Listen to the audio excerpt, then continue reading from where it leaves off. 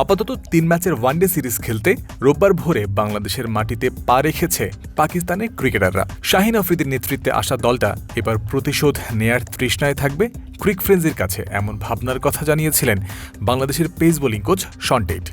কেননা গত বছর 3 ম্যাচের টি-20 সিরিজ খেলতে এসে বাংলাদেশেরই কাছে 2-1 ব্যবধানে হেরে গিয়েছিল সালমান আঘার দল। 11 মার্চ থেকে শুরু হতে যাওয়া সিরিজে যদি 3 ম্যাচে জেতে পাকিস্তান, তবুও আইসিসি র্যাঙ্কিংয়ে রিমার্কেবল কিছুই ঘটবে না তাদের জন্য। টাইগারদের হোয়াইট ওয়াশ করতে পারলে মাত্র একটি রেটিং পয়েন্ট বাড়বে তাদের, 105 থেকে হবে 106, আর অপরিবর্তিত থাকবে র্যাঙ্কিংয়ের 4 নম্বর অবস্থান। উল্টো দিকে ঘরের মাঠে বাংলাদেশের জন্য এটি দারুণ একটা সুযোগ র্যাঙ্কিংয়ে উন্নতি করার। 10 থেকে 9 নম্বরে ওঠার সুযোগটা হাতছানি দিচ্ছে মেহেদী মিরাজের দলের সামনে। তবে সেজন্য আছে কিছু শর্ত। র্যাঙ্কিংয়ের 10 নম্বরে অবস্থান করা বাংলাদেশের রেটিং পয়েন্ট এই মুহূর্তে 76, আর 9 নম্বরে থাকা ওয়েস্ট ইন্ডিজের রেটিং পয়েন্ট একটা বেশি 77। 5+ স্টার রেটিং প্রাপ্ত দেশের সর্বোচ্চ বিদ্যুৎ সাশ্রয়ী ওয়ালটন এসি। স্মার্ট কমফোর্ট এখন নেক্সট লেভেলে।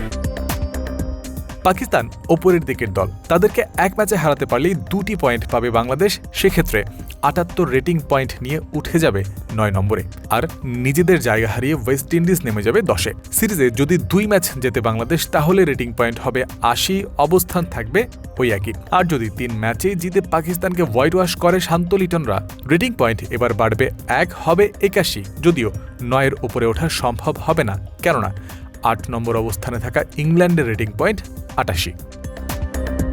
পাকিস্তান সিরিজে এই র্যাঙ্কিংয়ে ওপরে ওঠার চেষ্টা জান প্রাণ দিয়ে করে যাবে বাংলাদেশ।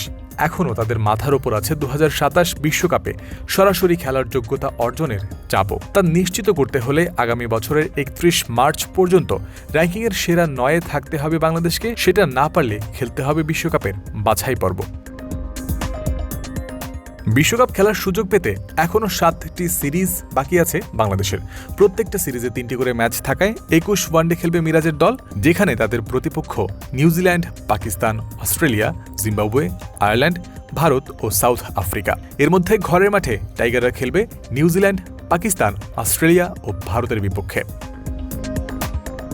র্যাঙ্কিংয়ে যখন উন্নতির ভাবনা, তখন আলোর নিচে অন্ধকারের মতোই আছে সবশেষ 14 ম্যাচে 11টিতেই হারের গ্লানি।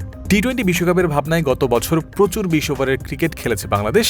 গত 1 মার্চ ওয়ানডে অধিনায়ক মিরাজ জানিয়েছিলেন, বিরতি দিয়ে দিয়ে ওয়ানডে খেলার কারণেই দলের পারফরম্যান্সে প্রভাব পড়েছে, ছিল পরিকল্পনার ঘাটতিও। এই সব কিছু থেকেই বেরিয়ে আসার মিশন আসন্ন পাকিস্তান সিরিজ থেকেই শুরু হচ্ছে এবার। জয়ন্ত বিন্দু, ক্রিক ফ্রেন্ডসি।